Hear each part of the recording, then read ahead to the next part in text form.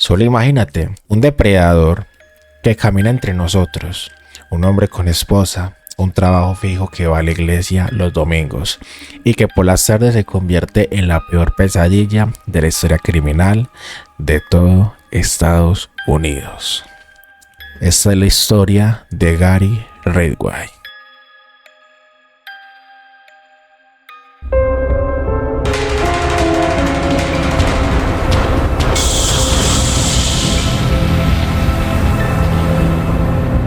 Durante casi 20 años, la policía de Washington persiguió un fantasma, un espectro que dejaba cuerpos a la orilla del río Green, uno tras otro, hasta convertir el bosque en un cementerio. Tuvo un padre ausente, un camionero que vivía en la carretera y que convirtió su casa en una parada más en su ruta. Esa ausencia dejó a Gary totalmente a merced de su madre. Ella solo era estricta. Era una mujer controladora y asfixiante. Hubo una primera señal de alarma sangrienta.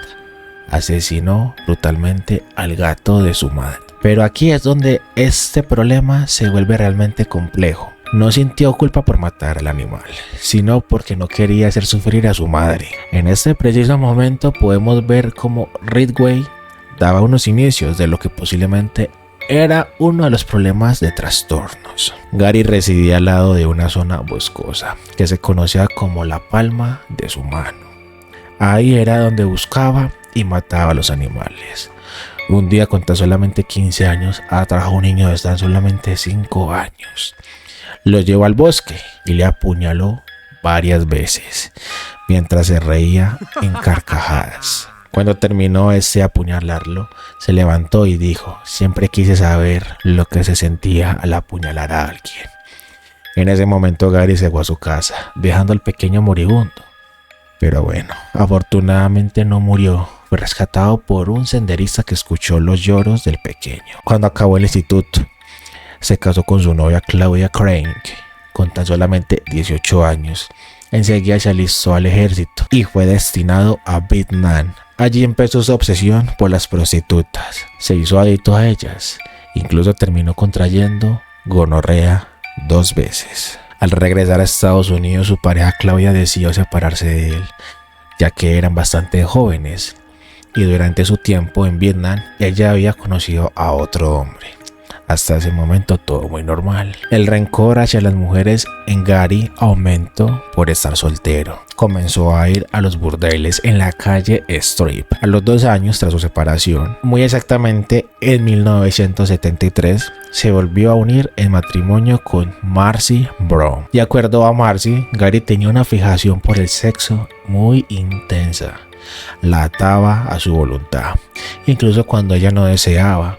Y además tenía relaciones sexuales múltiples veces al día. No se cansaba nunca.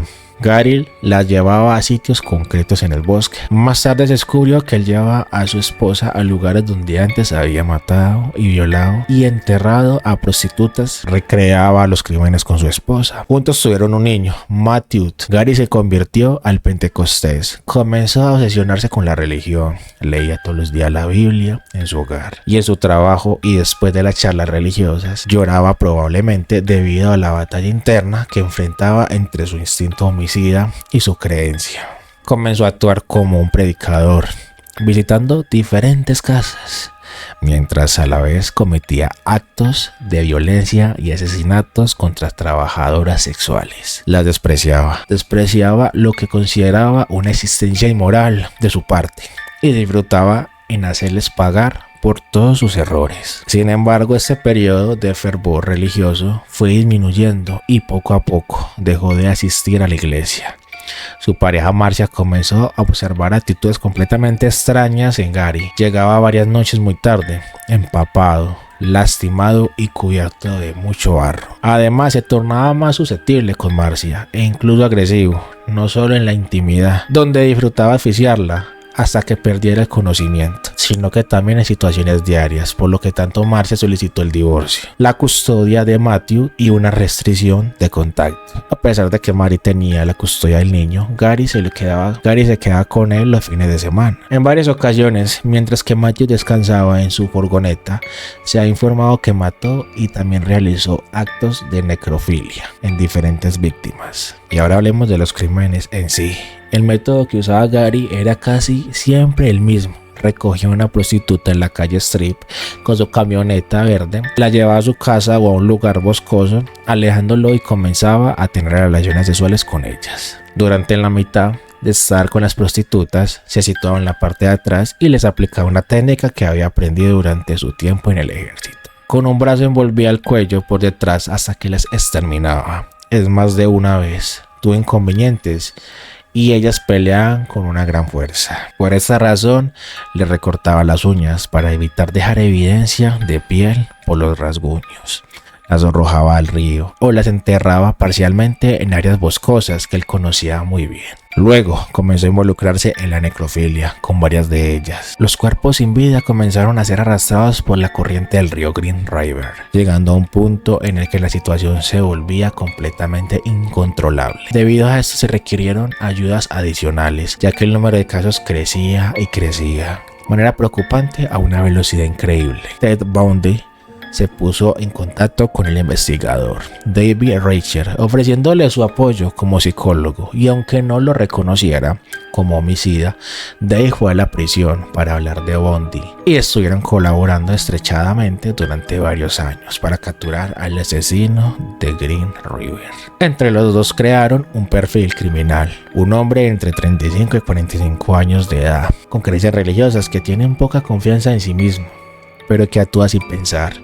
Vuelve a la zona donde ocultó los cuerpos para revivir sus crímenes y está familiarizado con estos lugares. Mencionaron que probablemente trató de ser policía en algún momento, lo cual es totalmente verdad. Gary realizó el examen de admisión para ser policía en el pasado, pero no lo aprobó y comenzó a laborar en un taller de pintura de automóviles. Con el paso del tiempo, los fondos asignados a la policía para atrapar a ese criminal fueron disminuyendo, hasta que solo quedó un grupo de 4 detectives. Ellos eran únicos que se preocupaban por aclarar este caso. Al ejercer presión sobre las autoridades, obtuvieron un único computador que les permitía guardar todo tipo de evidencia. La información proporcionada por Bundy y Dave, registros policiales de los sospechosos, declaraciones de testigos que habían visto a la víctima por última vez. Asimismo, guardaron la información sobre el vehículo de un posible culpable, una furgoneta verde similar a la de Gary, y las evidencias de mínimos restos de pintura blanca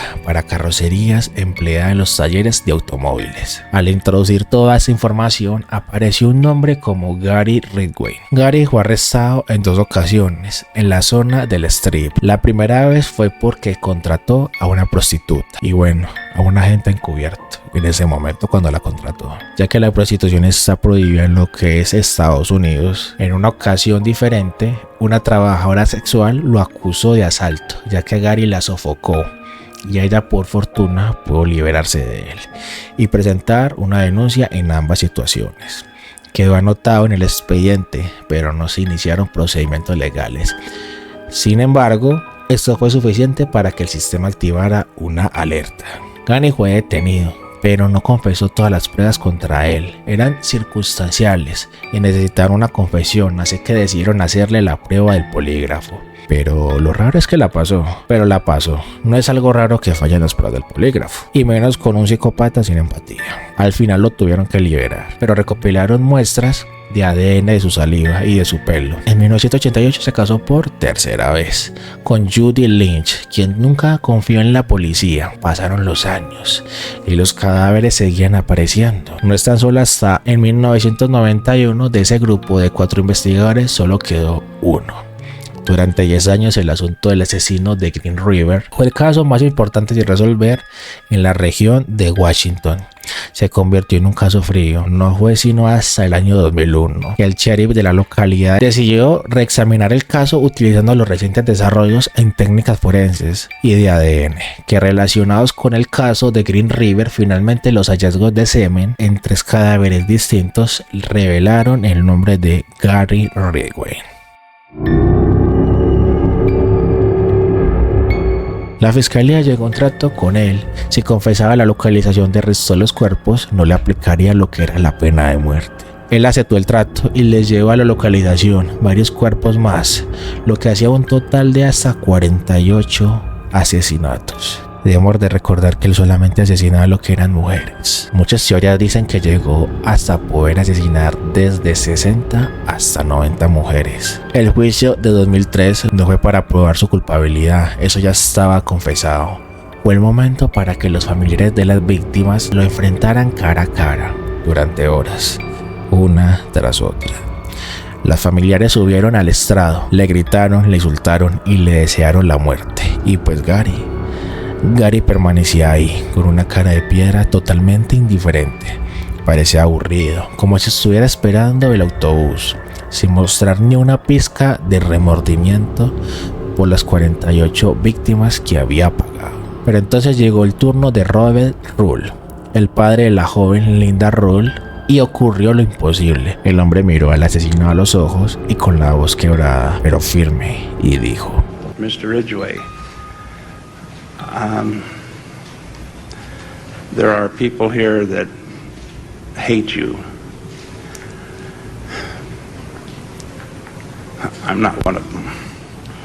You've made it difficult to live up to what I believe, and that is what God says to do, and that's to forgive. You are forgiven, sir. Señor Ridgway, hay gente que aquí lo odia. Yo no soy uno de ellos. Usted me ha puesto muy difícil vivir, según mis creencias, pero yo lo perdono. En ese preciso instante, la máscara del monstruo se rompió. Gary Ridgway, el hombre que asfixiaba a mujeres y volvía a casa a cenar como si nada, comenzó a llorar desconsoladamente. No lloró cuando lo atraparon, ni cuando le gritaron. Se rompió porque no pudo soportar la compasión. Al momento de terminar la condena, Gary Ridgway fue condenado a 48 cadenas perpetuas consecutivas, sin posibilidad de libertad condicional, 480 años extra por manipulación de pruebas. Logró salvarse de la pena de muerte gracias a su confesión. Sí, pero se condenó a algo que quizás mucho más peor, a ser olvidado en una celda de hormigón, hasta el día de su muerte. Hasta el día de hoy Gary es un anciano y está pagando todo lo que hizo. Este caso nos deja una lección aterradora sobre la psicología humana. El mal no siempre se esconde en las sombras con una máscara de terror. A veces el mal tiene esposa, va a la iglesia los domingos y te saluda amablemente, justo antes de convertirte en su próxima víctima. En este preciso momento podemos observar la historia de Gary Ridgway y sus formas de actuar ante los asesinatos de las personas o las víctimas de él. Puede hasta el momento ser que por falta de su madre, puede ser hasta ese momento que por falta de su padre y por más cariño de su madre, es que esa persona adquirió todo eso. No digo que a todo el mundo que le hace falta eso, pues pasa eso, pero es mucho de lo que uno le va pensando. Y ya saben, si les gusta este video, denle like y suscríbanse y activen la campanita. Eso me hará saber que quieren más historias. Si quieren escuchar una historia, algo en específico, puede ser de terror o una historia de algún asesino en específico, me la pueden saber en la barra de comentarios. Así que no siendo más, me despido y nos vemos en otra noche terrorífica. Hasta luego.